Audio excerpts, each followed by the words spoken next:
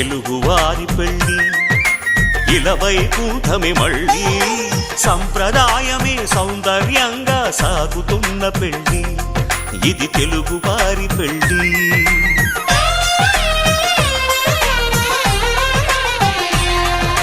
తెలుగువారి పెళ్ళి ఇలవైకుంఠమే మళ్ళీ సంప్రదాయమే సౌందర్యంగా సాగుతున్న పెళ్ళి ఇది తెలుగువారి పెళ్ళి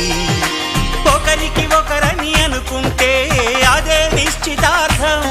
ఆ నిర్ణయానికి తలవంచడమే పెళ్ళి అంతరార్థం